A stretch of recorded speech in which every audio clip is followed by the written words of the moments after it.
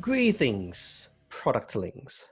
Welcome to the Product Uncensored show with me, your supreme cult leader, Colin Pell. In our cult shows, we are dedicated to the meditation of all things product with product people, focusing on Southeast Asia, at least most of the time. If this is your first time tuning in, welcome. As your supreme leader, I only have one prerequisite, which is to subscribe or follow this channel and like every other episode we have produced. Wait, that is two prerequisites. Do not question me. Okay, I'm done. I'm stopping this now. So, to our regular listeners and viewers, thank you so much for all the support. And as usual, please don't forget to share this show with your friends and peers. Also, our shows are available on all major podcast platforms, including Anchor, Spotify, Google, and Apple. Today's show is episode 8. Yeah. And in the Asian culture, especially the Asian Chinese culture, this is great because 8 is the number of prosperity. So yes, it is another special show today. And on today's special episode, I'm very happy to have our second female guest, Sharon Anne Kean, who is currently the product lead for international expansion for TransferWise. And she was previously product director at Seek Asia based in Hong Kong. There's lots of good stuff that we want to talk about. So welcome to the show, Sharon. Thanks, Colin. Good to be here. Looking forward to this. Very good, very good. So yeah, you are the second female guest on the show. And also you are the second person I'm interviewing as a guest who has also worked with Seek Asia. You want to take a wild guess who was the first?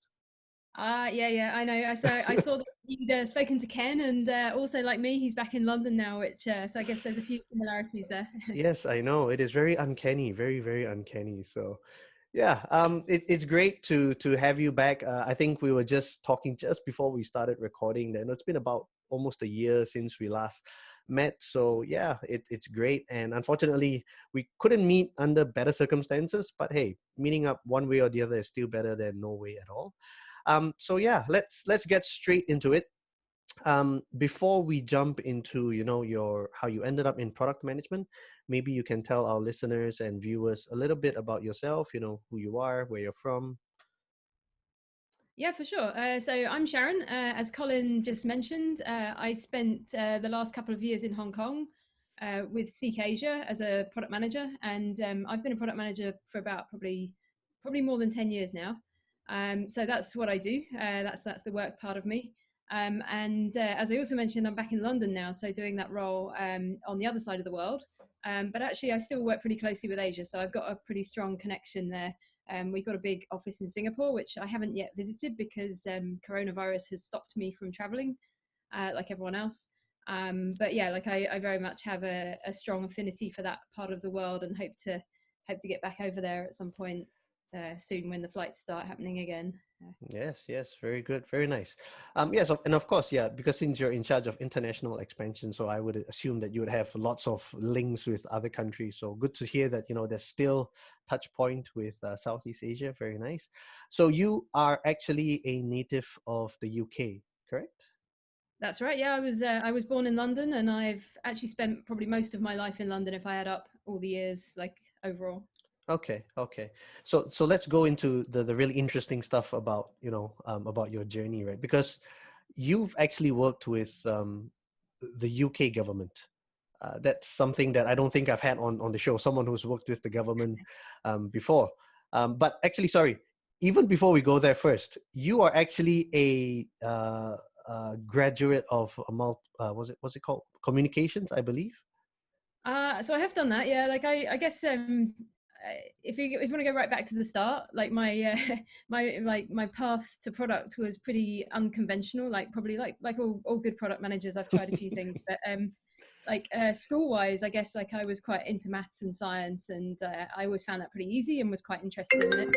So I focused on that for a long while, but then I did some communications in a master's degree after I'd done my first degree in biochemistry. So that actually took me off on a separate direction, and I ended up in journalism, which was fun. But obviously, I'm not there now, so I parted ways with that probably about maybe just over 10 or so years ago, and moved back into the kind of more technical world of tech and product. So I've kind of been all over the place a little bit, and I guess that would be kind of fun to talk about a bit, how I found my way into product eventually. Yeah. Maybe we can start with the first interesting point, which is biochemistry to journalism. That's quite a big change. Why that change? Um, yeah, it's a good question, and it is a pretty big change. I think after enjoying kind of science and maths and doing that at school and then at university, I think what I found was that it didn't really show me how to apply it, and naturally, the kind of courses that I did at that time weren't very progressive or exciting, and the thought of me kind of ending up in a science lab just didn't appeal. I think that was kind of how I saw it, and Yeah, I can equally, definitely attest to the fact that you don't look like someone who would fit in a lab. I mean, I'm being terribly, stereotypical, but yeah, you don't strike me as one who would, yeah, stay in a lab. for sure, like yeah, I just couldn't picture myself doing that, and equally couldn't really picture myself doing accounting or consulting, which was the other thing that most people on doing my kind of course were going into. So I kind of got quite into writing, and I was really into music as well. So I did quite a lot of music journalism as a student, and it was basically for fun and free tickets to gigs, and I did that for a fair while, and I thought, well, maybe I'll try and be a journalist. So I got a job at doing that, and as anyone who's been a journalist will know, the money is terrible, and it's actually really hard to find exciting jobs in journalism when you're starting out. Like, it's really, really tough. Hmm. Hmm. So that was my route into government, which you asked me about earlier. I Yeah. actually kind of turned to the other side of journalism and became a press officer and a media advisor. And for anyone who's not sort of 100% clear what that means, it means you basically brief the journalists on the news. And I was doing that for the UK government, for the Home Office and Ministry of Defence, so briefing about sort of pretty serious stuff like terrorism and immigration and that sort of thing. Yeah. And by that point, I'd really like gone quite far away from that original "I like maths" kind of thing.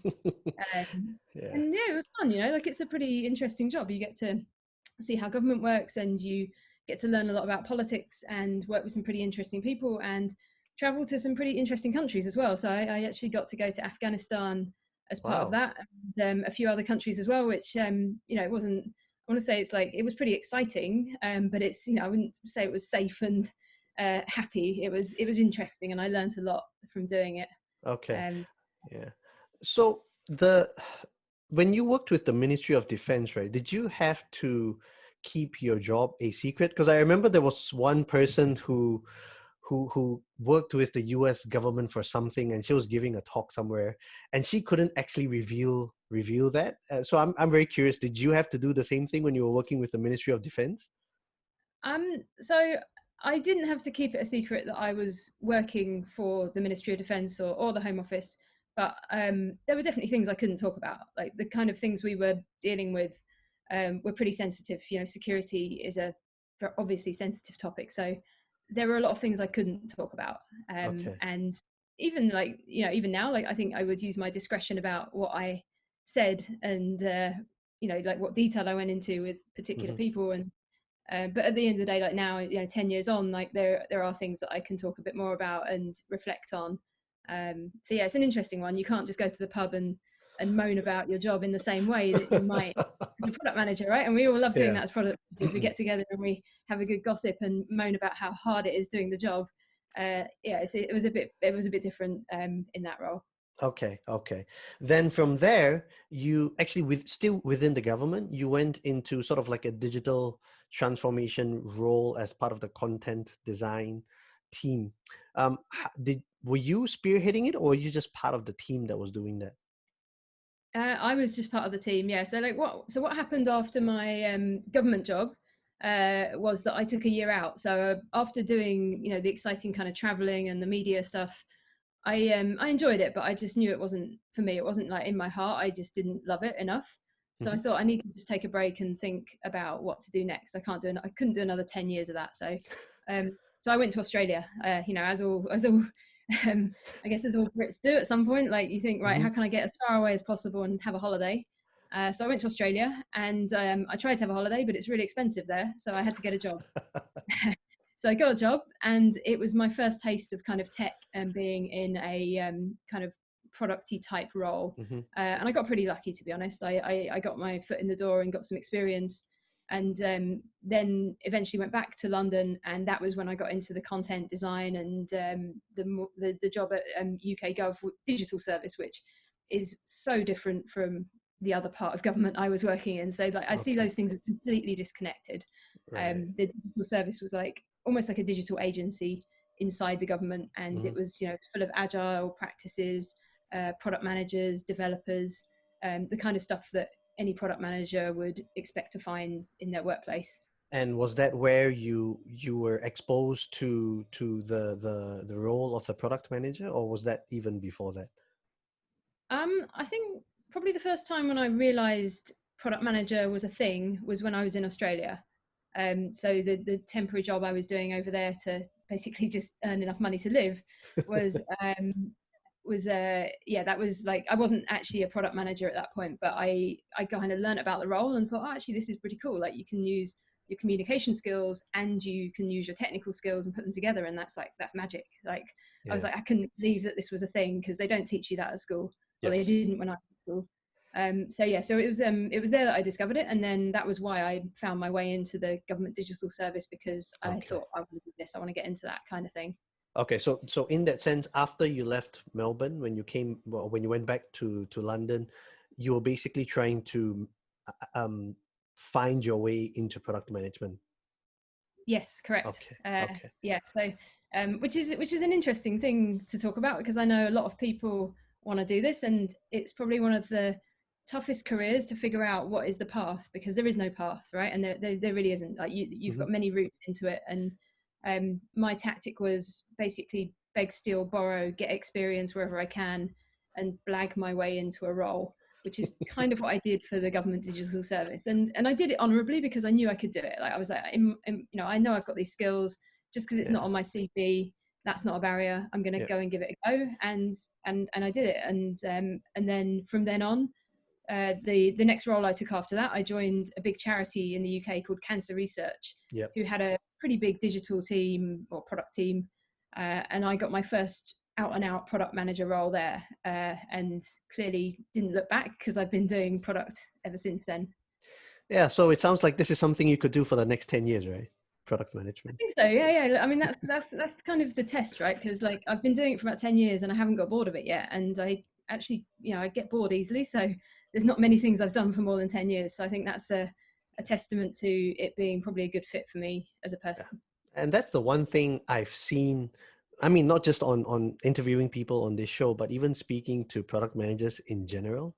There have been very few product managers I know who sort of fell out of love with product. It's like you go in and you realize that, wow, this is really amazing. Like there's so much gray everywhere, but yet there's still so much to find, to explore, and to learn even after so many years. So that's always encouraging to hear.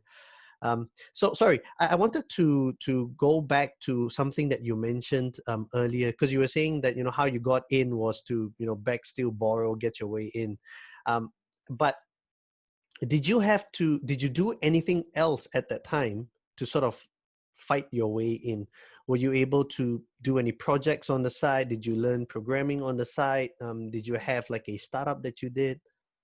Yeah, yeah, that's a really good question. So, yes, I did. I did lots of things on the side. So, um, having done a technical degree in biochemistry, I'd always been quite into coding and interested in it. And I'd done a bit of it when I was at university, but then just drifted away. And I think in my spare time, I tried to kind of get back into it and dabbled a little bit.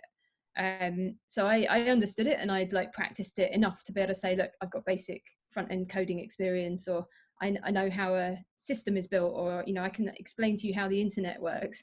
And I think that's really powerful. Like as a product manager, Yeah. if you can do that, then it gives you the confidence to be able to work with developers and have really authentic conversations with them.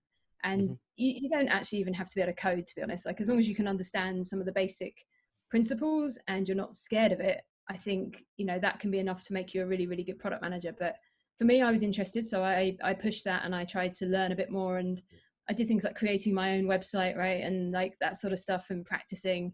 And the other thing I did was like you said, I took on some projects. So I basically volunteered for anything that looked like it was going to help me get more experience. So both at work, but also outside of work, like helping people with building sites or that sort of stuff.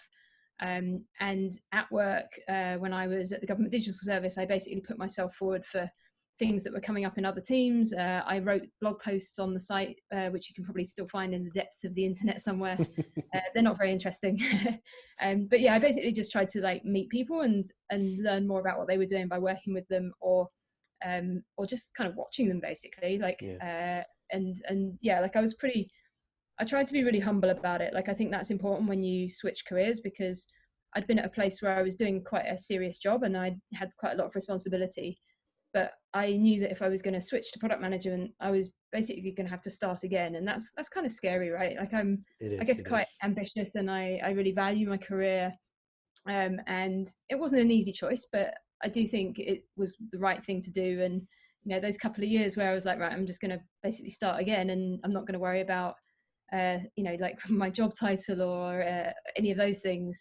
I think it really enabled me to open my mind and learn and just make that shift. Mm. Yeah, I really admire that drive. It sounds so. Yeah, I can feel it. Even through like listening to how you're doing, like putting yourself out there, making sure you volunteered for everything that you could. That's really, yeah, that's determination right there. So I really really applaud that. Um, so when you left Cancer Research UK, you went to Zopa. That was a startup, I believe. That's right. Yeah, yeah. That was quite a big moment for me. So before that point, I'd always worked for quite big, well-known, established organisations in the UK mainly. So like the government's obviously huge, and Cancer Research is, I think, it's the biggest charity in the UK, probably maybe even in Europe. It's a massive organisation Hmm. of about 5,000 people, so very well regarded, and like has a lot of structure and security and things like that around it. Like your job's going to be pretty safe. Yeah.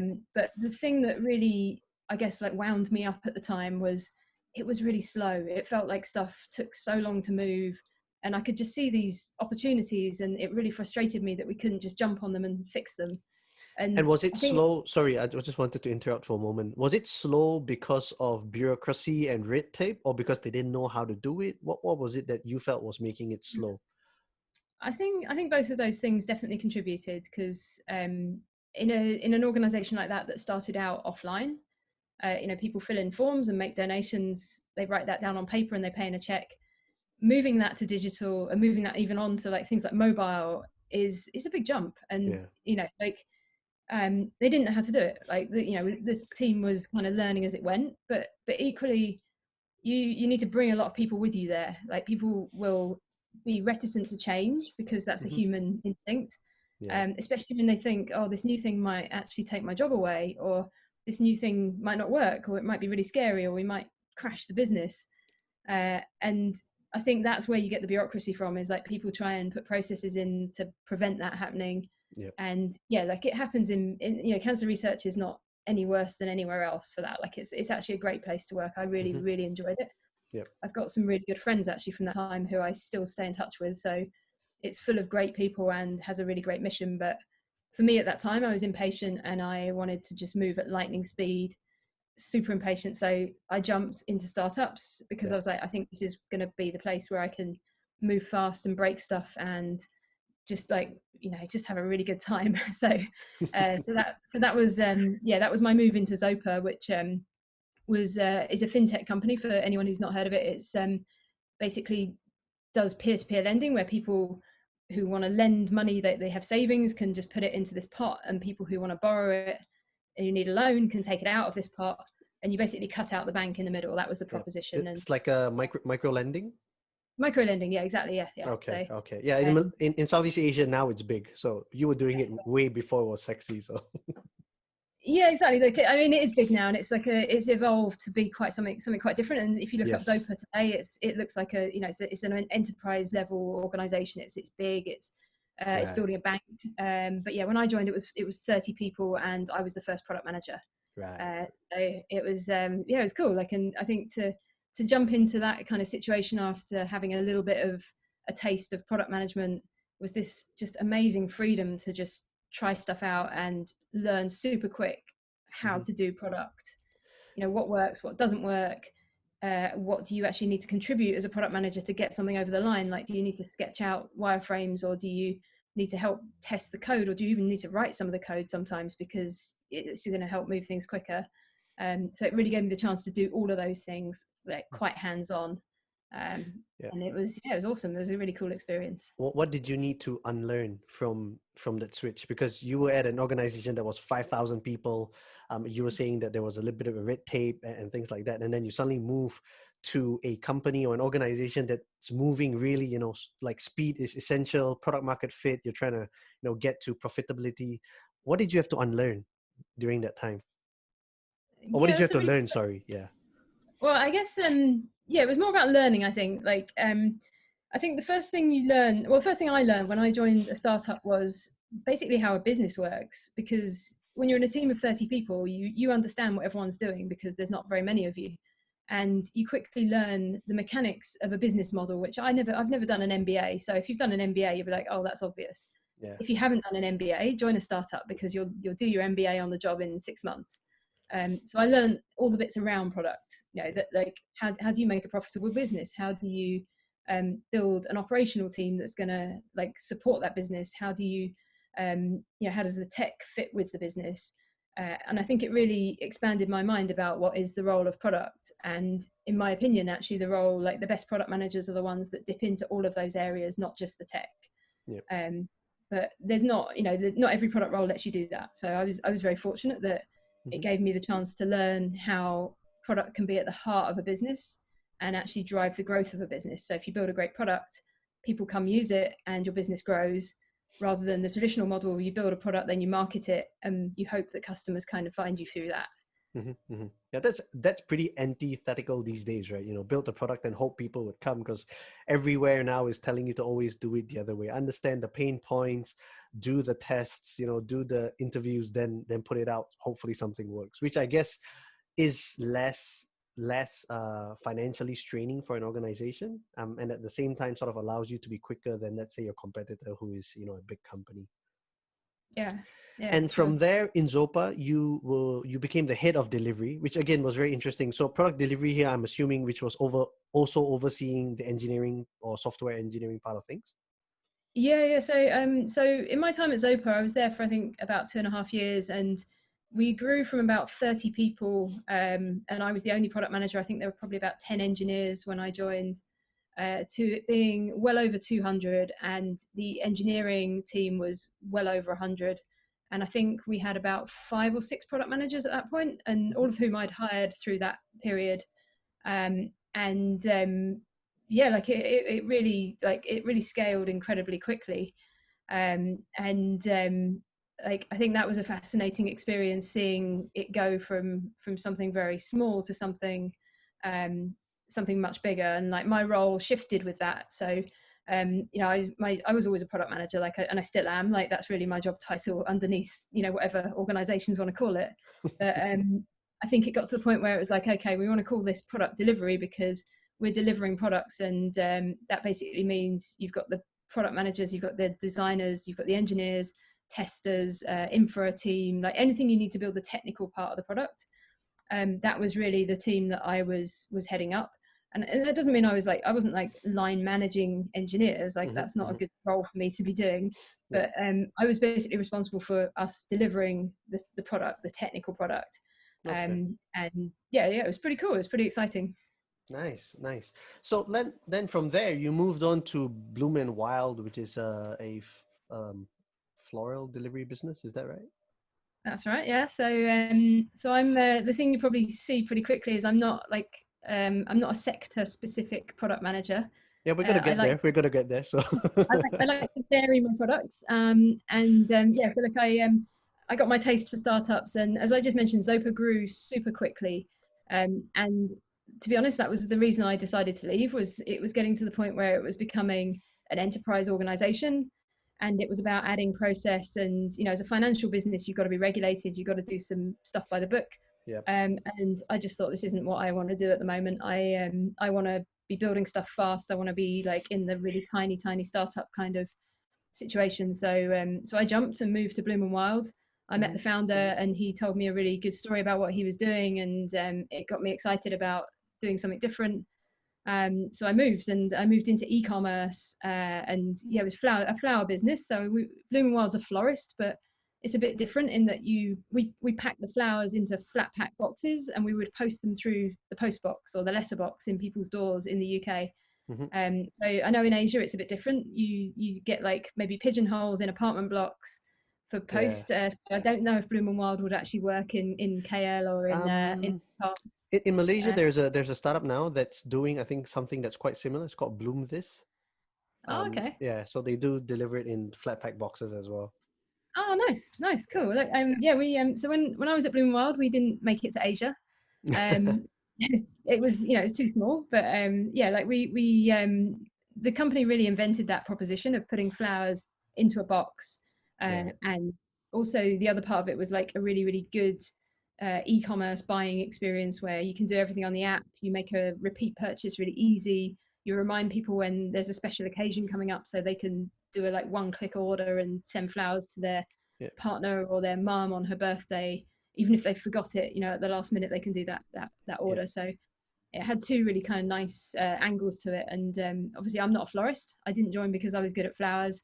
I joined because I thought I could help build the really great digital part of that Mm, product. yeah, And yeah, so that was what I did at Bloom and Wild for a couple of years. And again, it grew pretty quickly. I think they're doing really well now. They're up to about probably, I think, 70 or 80 people, decent sized organization. yeah, But yeah, it was pretty small for most of the time I was there. And it was really focused on building the thing, build the product. And again, I got that great experience of seeing how powerful your product can be in terms of growing an organization and yeah, reaching customers. Like every time we built something, we got this whole like clutch of customers that just appeared because we built something new that they needed. And that's yeah. incredibly satisfying when you solve someone's problem with the thing that you've built. It's very rewarding. Yeah, I agree. I agree. I was in the flower business for a while, but not totally opposite direction. So after I finished high school, I was looking for jobs before I went to university. So yeah, my mom told me, "Hey, I've got a friend who runs this florist business. You want to join?" I ended up being a flower delivery boy. So same industry, Maybe but very different roles. you know what though? I've done. We all did a bit of that at Bloom Wild. So we actually like started setting up our own delivery vans because we wanted to actually get the flowers delivered faster in London. Hmm, hmm. So I think everyone in the company at some point has delivered flowers to people, and Yeah. yeah, Yeah, that's so part of yeah, the so product. when I saw Bloom and Wild there, and I was just it just came the memories came back. I literally had to not just deliver flowers, but there'll be days like where the volume was so huge. You'd be like, hey, you go in, because we didn't do the flat pack version, right? We basically sent the whole bouquet. So I Yeah. actually need to learn how to like decorate flowers and stuff. So yeah, that's quite interesting.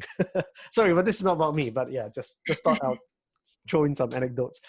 And the interesting part is you said that you left Cancer Organization UK because you wanted to sort of, go back to the fast-paced life of startups, and then Yeah. you ended up in Seek Asia. Yes, yeah. And yeah, like, and that's like that wasn't by mistake. It Okay, was a very okay, conscious choice because so when I joined Seek, I left London and I moved to Hong Kong, and that's not a decision to take lightly. It's a yes, 12-hour flight, and it's the other side of the world. It's a really different place. I didn't really have any friends in Hong Kong, so I didn't have like any other things that were going to pull me over there.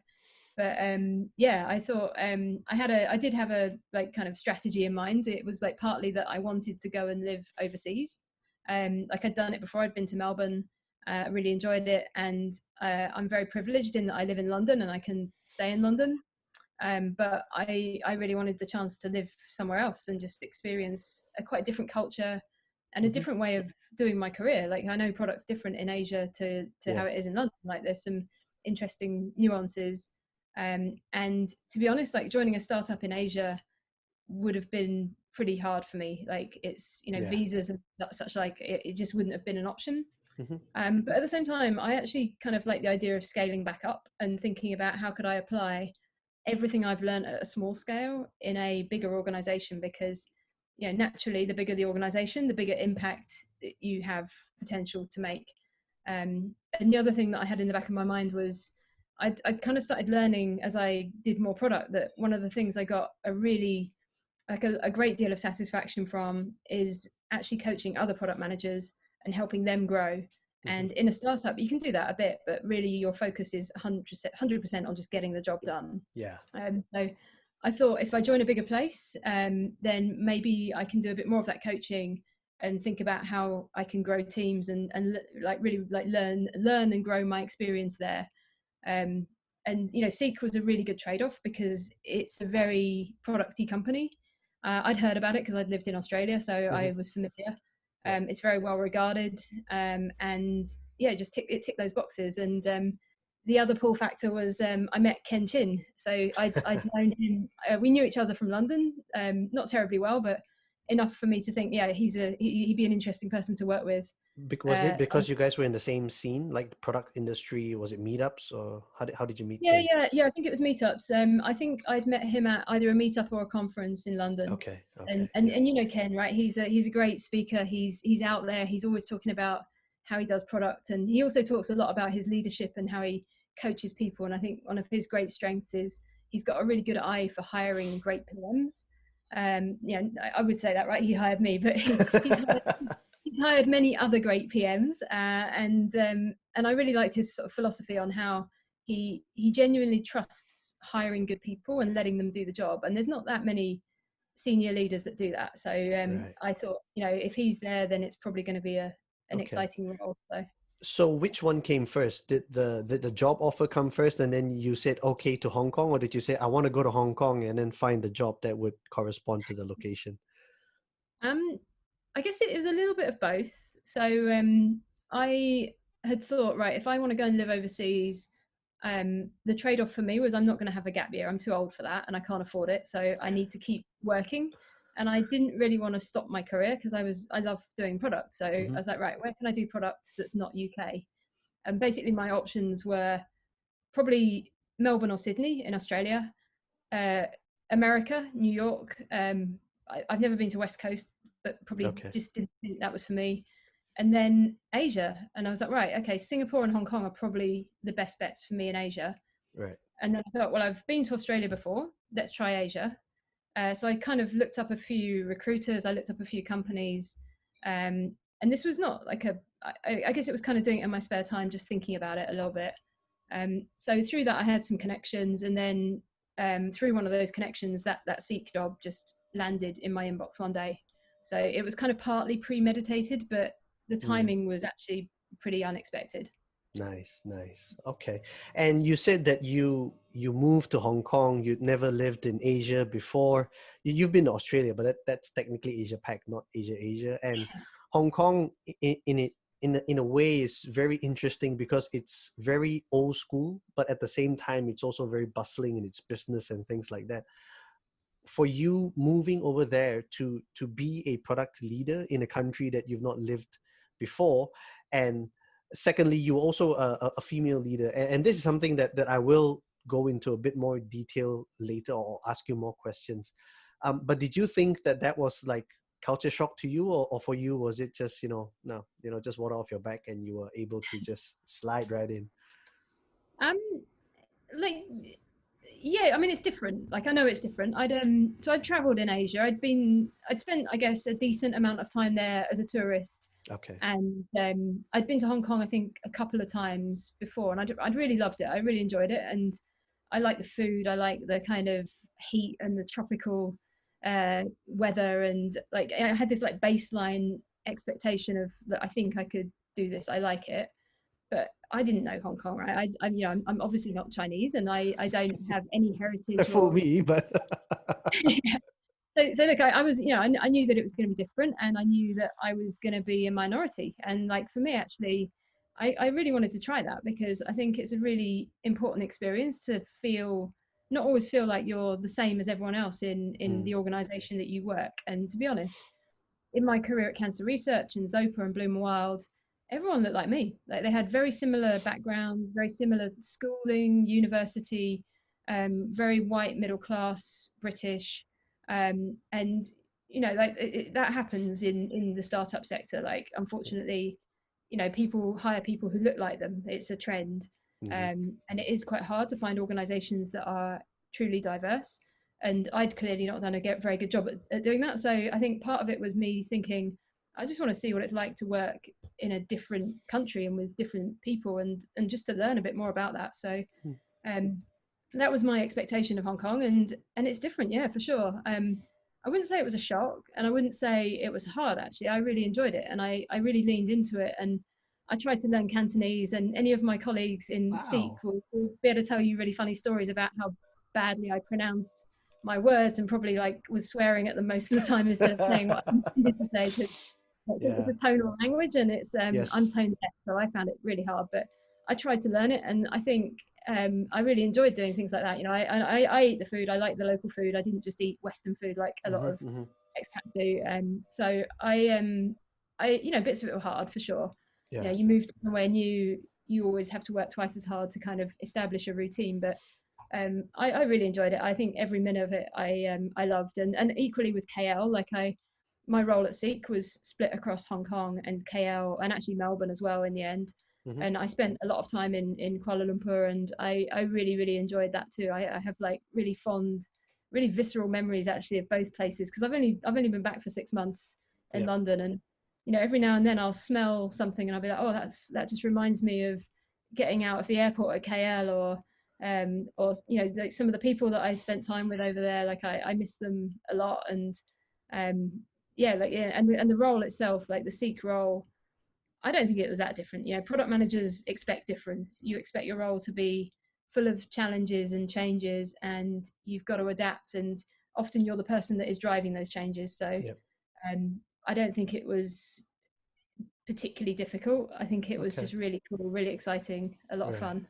Okay, but what about the fact that when you were in because you were based in Hong Kong, Seek Asia at that time was trying to sort of merge the two huge entities within Southeast Asia, which was JobStreet, it was the KL version of Seek, and also JobsDB, which was the Hong Kong version of Seek.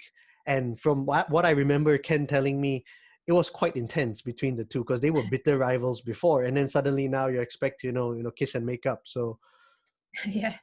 Yeah, that was really interesting. So that merger had happened a year or two before I came along, but mergers don't happen overnight. Culturally, those two companies and the two countries, right? Malaysia and Hong Kong are very different. yes. Anyone in Asia will know this.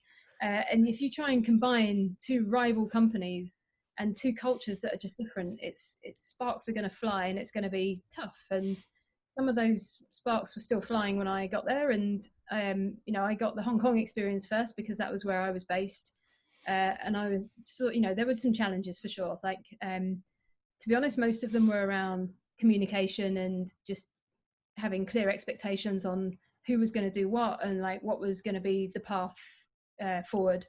Mm-hmm. And we got through a lot of them. It was tough for sure. Like there were definitely some challenges, and you join organizations that have big legacies. Sometimes there are things you need to get rid of, sometimes you need to help coach people to grow into new roles, sometimes you have to help them accept that actually their role is probably not going to be there anymore, and they're just maybe they're not going to be a good fit in that new environment, and you also need to hire in new people. And I think we were doing all of those things, and in the couple of years that I was there, like I think we grew immensely. I think Seek became much more Seek than JobsDB. Yeah. Uh, and we started building stuff that was a single product for Seek, and Mm-hmm. we're doing a really good job of it. I mean, I think anyone who's searching for jobs in Asia at the moment and is using our nice shiny new mobile app, I say ours still, I feel like I had a part in it. And the team, Tay, and the engineers in Hong Kong who did a lot of the work on that, I think they did an awesome job. And like I don't think you can really see the cracks as much as you used to be able to between those two companies. And Mm-hmm. it's the better for it. It's got the best of both of those Okay. worlds. Mm-hmm. Mm-hmm. So when you were at Seek in Hong Kong, maybe you can tell us a little bit about what were some of the things that you needed to do in order to sort of make the team or mold the team into something that you envisioned in that sense? I mean, what tactics did you use? Did you use like particular frameworks, or did you have to like make tough decisions, like, go and fire like 5 people from the team? Yeah, I think that'd be interesting to hear. Yeah, sure. So I certainly didn't have a blueprint for that on the first day because, I didn't know what the right outcome was going to be. So I think my first tactic was just basically listen to all of these people who I'm going to be working with, both in Hong Kong and Malaysia, and just try and understand what is their perspective, because they've been doing that job for a couple of years. They know the business better than me. And there were some really, really strong and talented people, engineers, designers, product managers. So I wanted to learn from them and understand what had been hard, what had not worked, but equally what was good and what did work. And taking the best bits of that and trying to build out something was really my tactic. In terms of frameworks, like as a company, we were adopting OKRs at the time, and I'm a big fan of OKRs. I think they're really powerful because they give you some structure, but not too much, and they give your teams enough of a direction to help them not get lost. But they equally give them the freedom to figure out how to solve problems.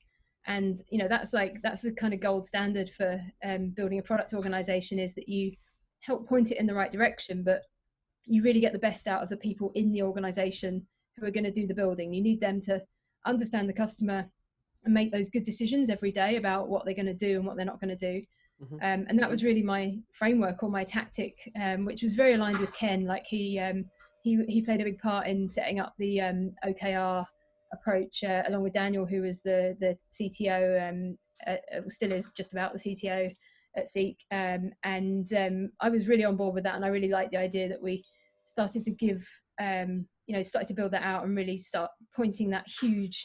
I liken it to a cruise ship. It's like turning a cruise ship. It goes kind of slowly, but once you've got it going in the right direction, that whole ship is going to be really powerful and move really effectively. And I think that was really the approach. And like you asked me, did I come in and fire a bunch of people? No, I didn't. Okay. Thankfully. Sure, there were people that left, and there were some tough conversations about performance. Yeah. Or to be honest, not usually performance. It was more about like culturally, are you going to be a good fit for this organization? And I think often people, when they really reflect and think about why are they angry or frustrated, it's usually because they're not fitting in with what the company is going to go and do. And it's probably best that they go somewhere else. It's going to be better for them. They're going to get a better career. They're going to be happier. So there were a few of those conversations for sure. But yeah, I think that's natural, and I think you get that anywhere. Like I said, we did some hiring as well. We brought in some really, really talented people, many of whom are still there, who are still growing that Seek cruise ship that's doing pretty well. It's still like the number one place where you're going to go and find a job in Asia, right? And like that's pretty impressive to be working on a product that has that much reach. Everyone knows it. It's really well known. And it's pretty good. It does the job. It helps people find jobs. Agreed. Let's talk about what you were mentioning earlier. You were saying that you were managing, and correct me if I'm wrong, I believe you're saying you managed people in Hong Kong and also in KL, and then later on in Melbourne as well. Yes. Yeah. Talk us through that, because unless you were, because I was looking at all your previous companies, I believe Seek would have been the first organization where you would have had that kind of a role, where you were managing people who were geographically away from you. Even the person you were reporting to, Ken, was based in KL. So you basically had this very complicated reporting line, and your role is really to make sure that the communication lines are clear. How were you handling that? I got really good at Zoom really quickly. You're right. That was the first time I'd done that. I'd been in, not even just in the same country, mostly in the same room. So in startups, you're in a small office, you can just shout across the room at someone when you got a question. And when you're in different countries, it's a bit different. You can shout across Zoom. That's that basically works as well. But I had to adjust, and it was an interesting challenge. Like, it involves a lot of travel, and Mm-hmm. I was excited about that. I love traveling, so I saw that as a bonus. And that's important because I think you need that face time. You've got to meet these people you're going Yeah. to work with, and you've got to build those relationships in real life, really, before you Mm-hmm. can fully Mm-hmm. rely on remote working. Yeah. Although I don't, onboarding people during these times at the moment where you can't travel, maybe we're all having to relearn that a little bit. But like, in an ideal world, I think you spend time with people, sit next to them, you go to the pub with them, or you go and have lunch with them or whatever. I think that's really powerful, and it really helps you to understand how they think and what motivates them. Um, so I did quite a lot of that, and I spent a lot of time on Zoom. Like, in Hong Kong, I wasn't going to travel every day, so I made sure that Zoom got right. I got second nature with Zoom. I made sure I had a good setup, decent microphone. Um, Kind of learn also just like how to use Zoom effectively. Like, there's certain things you have to adjust, and I hope I'm doing a good job of it at the moment. But like looking at the camera, talking not too fast, not Yeah. mumbling, making sure you don't put your hand on the mic, and thinking about what's in the background. Like, I Yeah. tidied the room this morning here, so hopefully it's not too distracting. And like your facial expressions when you look at a computer normally, you kind of probably do all sorts of things, right? And you've got to remember that that green light on your camera is on and it's recording you, and you need to present yourself as if you're in the room with someone. Yeah. So like that was probably my big learning curve. Mm-hmm. And the other one was obviously the cultural stuff. So how people work in Malaysia versus Hong Kong versus Melbourne is very different. Yeah. So I guess for me that was okay because I was none of those three things. I'm not Australian, I'm not Chinese, I'm not Malaysian, I'm not Hong Konger. So Yeah. I was almost like removed from bias, which I Mm. think that probably helped me a little bit. Yeah. Um, I didn't have an obvious affinity for any of those three offices or cultures. I was genuinely agnostic of it. But what did you have to change in that sense? Because you were saying, culturally there were differences, right? So did it have an impact on the way you manage each individual product person or product team?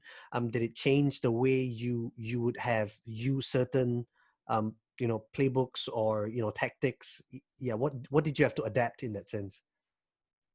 Yeah, for sure. I mean, I think you generally should be adapting your approach for anyone you work with because everyone's different. Yep. But as a broad trend, for sure, like I think the teams in Malaysia and Hong Kong that I was working with expected a lot more structure than I was used to. And I think people talk about this a lot. It's not sort of a secret. Like, Asian culture has a strong association with hierarchy and Yes. people's kind of gravitas, and their Mm-hmm. position in the family or in the organization is incredibly important. And I didn't fully understand that. I was aware of it and I'd read about it a bit, but for me, I think that was quite different. Where I'd be quite happy walking over to the CEO and asking him a question, or maybe even like challenging him on something in any organization that I was part of. And frankly, my view was like, I'm not going to join an organization where I can't do that because I think that's like the best way to operate. Yeah. And Seek actually was very cool like that. Seek was absolutely that place. You could walk over to Suresh, who is the CEO of Seek Asia, and you can chat to him. And like, he's not going to say go away and talk to my PA. He's Yeah. going to have a chat with you. And like, that's the same with any senior leader at Seek. I think that's really cool. But I do think what I saw pretty quickly was that the team did struggle with that extreme of, okay, you're an agile team, just go figure it out. They needed a bit more help than that, a bit more Mm-hmm. structure, because going from superstructure, which is the JobsDB and JobStreet companies that came together were very traditional Chinese run companies, Yeah. and that's how they'd grown up, and a lot of the people who'd worked there, that was their experience of how to operate. And you can't just stop that and switch on a new model. Yeah. You've got to try and find some balance between the two, and help guide people towards a more maybe more open-minded agile practice. But you can't do it overnight. So I think I adjusted pretty quickly to after listening and thinking, okay, this isn't the same as a startup in London. I got to offer a bit more here. Like, that's why Mm-hmm. they want me in the team, is to give a bit of my experience and say, hey, let's try this route and learn from it. And I hope I tried to tread that balance between giving some direction and saying, look, let's do this, let's not do that, versus giving people a chance to use their voice and their experience. And I tried really hard. Like I genuinely wanted, I get my most satisfaction when people in the team step up and own something, and I can see them learning and really pushing themselves. And I really tried to get that balance, and I think I did. I hopefully didn't basically tell people what to do the whole time. I really didn't, and Mm-hmm, mm-hmm. that would have been a terrible outcome because I didn't always know the answers. Yeah. I think any company where you rely on the person at the top to set the direction, you're missing a huge opportunity, which is to get the best out of all the great people you've got in the team. So I think that was probably the number one Mm-hmm. thing. The other one was, there was definitely some adaptations around how I operated day to day. So I learned very quickly that lunch is the most important part of the day in Oh, Asia. yes. Yes. And lunch takes upwards of an hour, anywhere to an hour to 2 hours is completely fine. And it's Yeah. an important part of the day because obviously you're hungry, but also it's a ritual and it's like a really culturally important thing to sit with your colleagues, spend time with them. And how you do that is you share food and you talk about food a lot. Like I learned so many Cantonese food words because that's all people talk about. I realized, Yeah. when you say good morning, you ask someone, have you Have eaten? eaten. Yeah. So that was another thing that I think I basically used to eat at my desk and didn't have lunch in my Yes. previous roles, and I really had to shift that because I saw that actually it's important. It's an important part of the day here. This is almost like a meeting in some regards because you talk about lunch and you talk about work a little bit around lunch, and that context is really important. And Yeah. yeah, it's good as well. Like, it gave me a chance to try lots of really good food that I probably wouldn't have been able to order otherwise. Yep, yep. And what about the fact that before that in Bloom and Wild and Zopa, because these were pretty small when you joined, and then when you went to Seek, it's pretty much straight away. It's already a sort of a much bigger organization. So you were moving from being just one removed. You're pretty much like two removed now from the actual product. How was that adaptation for you? Because I know for some people it's a little bit hard, right? Because you're used to seeing the features that you want to go in, and now you're sort of having to channel it through somebody else. And well, not really channeling, but you're trying to give them the vision, and you're hoping that that vision sort of translates into what you think would be best for the product. Yeah, so I really enjoy that challenge. Like I think delivering through others, your team are going to build the product, which is very similar in my role at TransferWise. Like I don't build the product, so I've built bits of it actually, but Yeah. generally my role is not to build the product; it's to build the team. Yes. And I get a lot of satisfaction out of it. I think when I first started doing that, when I first managed product managers, which I was doing it like back at Cancer Research, I think what I found hard was I could see what I wanted to build, and I struggled to let go of that control of wanting to make the decisions. And Yes. I think most people who manage others for the first time probably always struggle with this. That Mhm. you've got your own view, and when you see someone going off to the side and trying something else, you want to correct them. And sometimes you should do that. Like if they go really wrong, you definitely correct them. But Mhm. if they're just going a different path, then you have to let them go, and you have to watch them make sometimes painful mistakes or see them learning along the way. But in the long term, it's going to be better because they'll become stronger for it, and they'll be building and growing your team and your leverage because you'll have, if you've got 20 people doing a great job, they're going to build more than just you building stuff on your own. Yeah. So I think like letting go of that control and trusting people to do a good job is probably the toughest part. And by the time I got to Seek, I'd done it before, and I was all right about it. I was quite Okay. relaxed about it. And actually, I think the challenge for me was actually persuading people to just go without my direction, like reflecting back on the culture that we were talking about, where people rely more on hierarchies and sign-offs and permission. I felt like actually I was pushing and saying, hey, just do it. Don't come and ask me. Just go and do it. I'll come Yeah. and find you if I see you doing something really bad, but just go and do it. And it was like an interesting reversal of that dynamic where like the trust wasn't an issue anymore. It was more like just getting the person to trust themselves Yeah. and actually go with it. Yeah. Okay, yeah, totally agreed though. Like, I think what you're talking about, some people where they expect, or rather, and it's not always explicit, right? It's just that, they're like, how come this isn't done yet? and it's mainly because like they were actually trying to make sure that they got it all right. You know, you're okay with that. It's okay, just go do it. And if it's wrong, or it's like if it's so far wrong, somebody's gonna, you know, call you out on it in a good way. But otherwise, you know, that's your role, right? You're a product person, go and do it. So yeah, I can totally yeah, envision how that would be, because yeah, had some experiences with that as well. So then, why did you leave Seek? Yeah, good question. It was a really tough decision, and I like for a long while agonized over it, because I loved Hong Kong. I really was enjoying my Asia APAC adventure.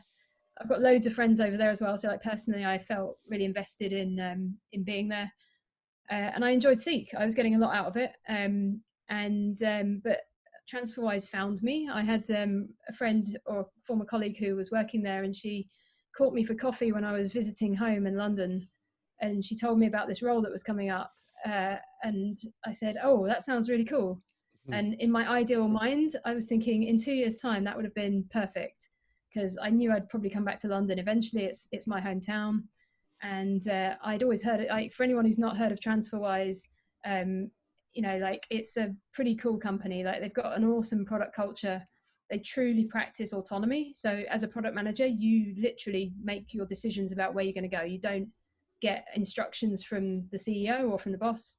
You have to figure out what are the customer problems, which one's the biggest, what are you going to do about it, and then start building stuff to test and learn and actually do it.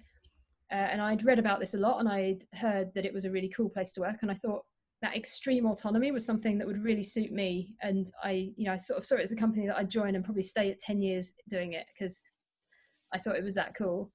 So this came up before I wanted it to, and I spoke to them. I did some interviews, and they liked me, and they said, "Yeah, we want to offer you that job."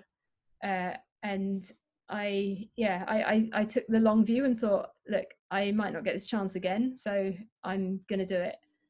And the trade-off was I had to leave Seek, which I was really enjoying. I felt like I'd only sort of actually just started running there, really. Like, you know, I'd got up to a pace where the team was doing really cool stuff. We'd grown the team a bit. It was doing really well.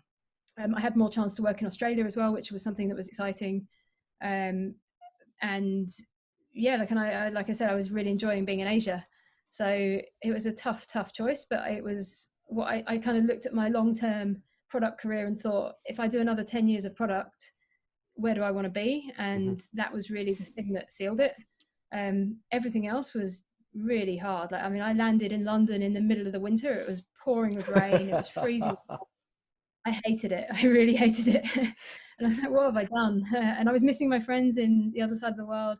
And I just sort of clung to this, okay, look, I'm giving TransferWise a chance. And, you know, it has worked out. Like, I think, you know, 9 months, nearly 9 months into TransferWise, like it is what I hoped it would be. And London is now warm and sunny, so that's better. But I really miss Seek, and I really miss, you know, my colleagues there, and I miss my friends. And like, it was a tough choice, like probably the hardest career choice I've made so far. Wow. That's great. That's great. I mean, like, not great in the sense of what you had to go through, but it's always refreshing to find that, you know, you found an organization, a product that you so strongly believed in. I mean, it's sad that you had to leave, but, you know, I think what you've built up there is something very commendable, and how you've, you know, built the affinity with not just the product, but the people and the place as well. So does that mean that you would probably come back to Asia again one day? Oh yeah, for sure. Like, and you know, my one of the things around the TransferWise job that I got really excited about was they said to me, "Well, we've got these 4 big offices. We've got one in New York, we've got one in London, we've got one in Estonia, Tallinn, and we've got one in Singapore. And the teams that I lead are in all of those countries, so I can spend time in all of those countries. And in theory, I could probably do my job from in any one of those places. Right. So it does give me that freedom to potentially come back to Asia at some point. And to be honest, at the moment, I can't really think about that, because we're not allowed to travel Of course. for obvious reasons because of coronavirus. But you know, maybe that's something I'll do again in the future. I don't want to move around sort of too quickly, because I've only just got used to being in London again, and I'm actually really enjoying it now. But yeah, for sure, maybe when winter comes back, I'll start thinking, oh, how do I get to Singapore and get some sun? And So you no, would we've go, got you we've would got go where the summer is. maybe yeah. And probably a bit of that, and probably a bit of like, where does the team need me most? And like that's actually not really a really obvious one at the moment. Like I think we don't sort of have a particular geographic weak spot in the team at TransferWise. Like they're all really strong teams, so Hmm. it doesn't really matter, to be honest, which of those countries I'm in. But yeah, like I think we'll see. Like who knows what the future holds? Like it could be that I come back to Asia at some point. Nice, nice.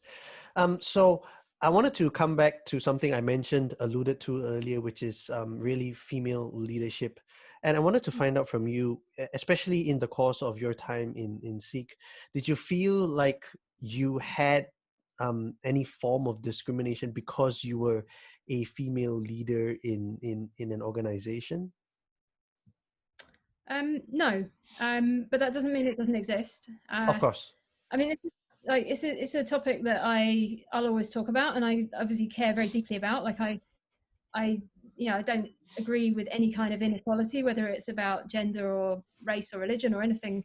And if I see it, I'll call it out. And I very thankfully did not see it at Seek. Like I think Seek's an incredibly tolerant organization.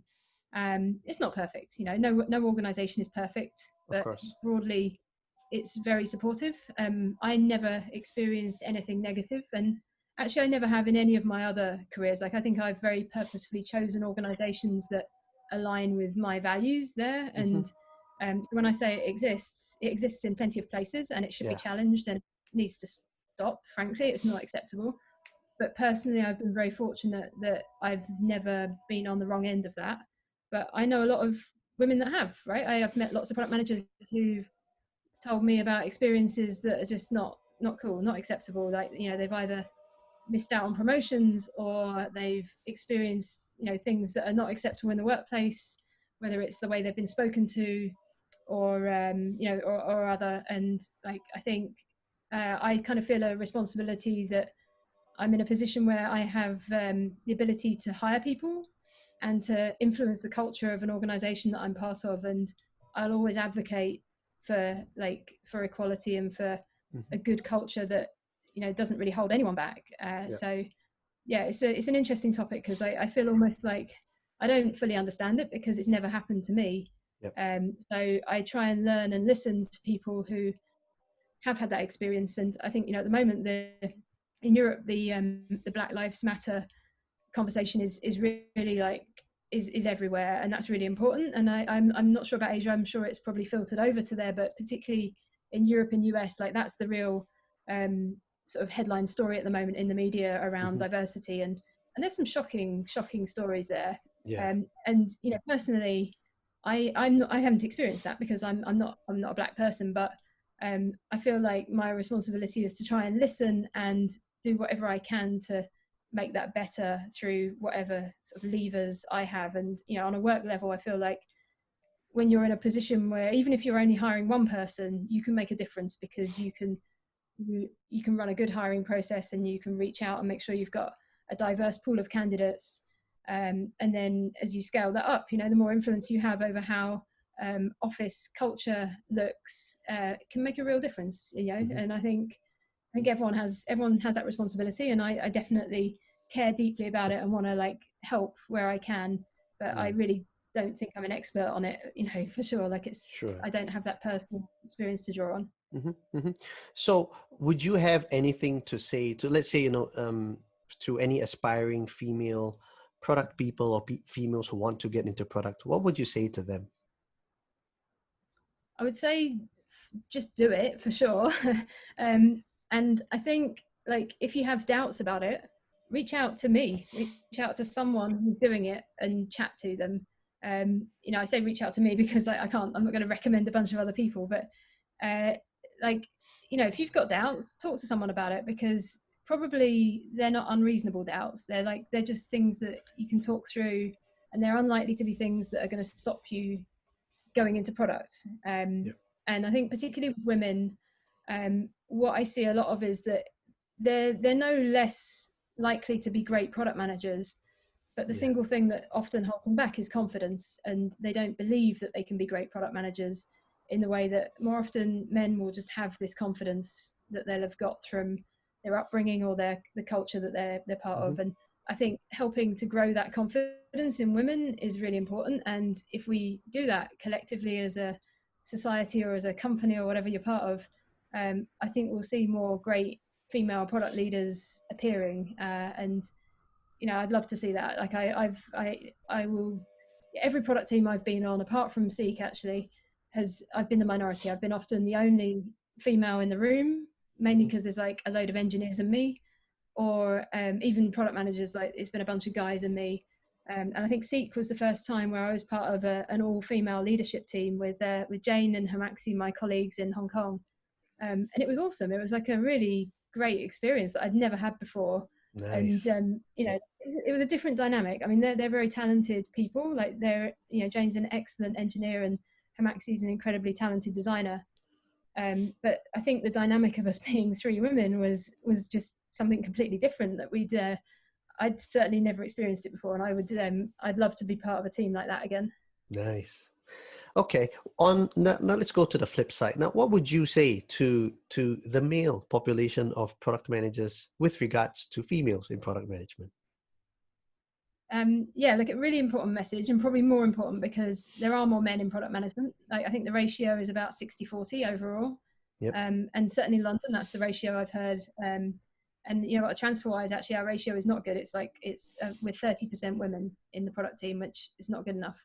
So reaching the men with the message is way more impactful. And it's basically like, I would say that just look for people that are different to you, who look different to you, and understand that there are different ways of doing the job, and they're not worse, they're not better, they're just different. And if you don't talk to different people and you don't think about different ways of doing things, you're not going to be as strong as a product manager or a team leader as you would be if you looked into those kind of different ways and had a more diverse team. And I think men have a particular responsibility to do this because there's more of them in the sector. Yep. In engineering, it's even more extreme, right? So, if every guy can do their bit to try and rebalance the team, it's going to have way more impact than if every woman in the team is doing it, because yep. It's a small group. There's just so few of us. So I would say, help us out by opening your minds and looking for people from a broader set of backgrounds, or ethnicities or gender balance, whatever, because it will really, really help to improve our sector. It will improve our product management discipline if we have that diversity. Very nice, very nice. I like that. Right. So we are going to go now into the interesting part of the show, which is, well, not like everything else wasn't, but this is usually the one that throws everybody off guard, which is the song. And once again, I have to say this. I think I've said it more than a few times, but I'm always very amazed at the song that is chosen. So tell us about the song. Tell us about artists and why did you choose it? Yeah, so the song I chose was "Like a Prayer" by Madonna, and I think everyone's heard of Madonna. She's pretty famous. And this is the pre-dance Madonna, right? This is the first incarnation of Madonna. Yeah. Well, maybe second incarnation. So this is like Madonna from 1989, which is a long while ago, but this song's super famous, so I think most people will have heard of it. I chose it for a few reasons. Like, first and foremost, it's just a really good pop song, and it's an excellent tune to like make you feel good on a Monday morning, or like to go out partying to on a Friday. And I look for that in music. I think I'm a big music fan. I said I was a music journalist when I was younger, and one of my top criteria for music is that it's got to make you smile, it's got to have a good beat and a good tune, and Madonna always nails that. But I think the other thing for me is like she's pretty progressive. So in 1989, when she released the video to "Like a Prayer," it was pretty controversial. And if you Google it on the internet, you can read about like why. But she challenges everything. She challenges race inequality. She challenges gender inequality. And there's some pretty tough stuff in that video. Like she alludes to things like domestic abuse, certainly like racial inequality. And she also has a bit of a poke at religion, which is a much more sensitive topic. And I'm not an especially religious person myself, and I'm very, open and tolerant. I think like people should believe in whatever helps them. But I think what she was doing was sort of saying, look, these structures don't work for everyone, and she wanted to shine a light on that. And she had her amazing pop music that had a huge audience, Yeah. and she took that and she used it to really say, look, think about all the things you think are okay, and if you look a little bit deeper, they're not okay. And I think that's really important. And it's a very product manager kind of ethos. I think she pulls the carpet out, shakes it up, and hopefully when things land, they're in a better place. And I think Yeah. that's like hopefully what I aspire to do in my professional life, but also I hope I have that attitude in my like personal life too. Like I don't want to see people having a tough time and just watch. I want to actually like help make it better if I can. Yeah. So that's why Madonna. Nice. And plus, talking about, how she reflects the product manager ethos, she has adapted to the times. She has reinvented herself as well. That's one of the things that I've always felt was very, very unique about Madonna versus a lot of many other artists. She didn't stay static in that sense. She sort of changed, but at the same time, it was always her brand, right? You knew it was going to be a Madonna song. So okay, thank you very much. And yeah, folks, so again, the song would have been up there somewhere when Sharon started talking about it. It obviously is also there at the end credits as well. So check it out, Madonna's Like a Prayer. And so we're actually at the end of the show. I really want to thank Sharon for taking the time and really, talking very candidly. I really enjoyed the stories, especially about how, you were in Hong Kong and all your stories there. I think 1 or 2 episodes ago, I interviewed Vincent Chan, who's the director of product at GoGo Van, and he's from Hong Kong as well. So I think it's a very nice from his show to yours. It's a nice segue, Hong Kong to Hong Kong in that sense. So go check that out as well. And I wish you all the best, Sharon, at TransferWise. I hope, you'll be back in the region soon. Hopefully we'll meet in Singapore when, all this is over and people can travel again. And yes, I look forward to hearing stories of your success. Thanks, Colin. Yeah, really, really enjoyed it. And look, I definitely hope to be back in Asia before long. Nice. So everyone, that was Sharon Anne Kean, who is the product lead for international expansion at TransferWise. If you have enjoyed today's show on YouTube, please like, subscribe, or if you're listening to the podcast, please download and follow. And if you want to read a little bit more about what Product Uncensored does, visit our website at www.productuncensored.com. Once again, until our next episode, remember, I am your supreme leader. Like and subscribe. Thanks, and see you again next time.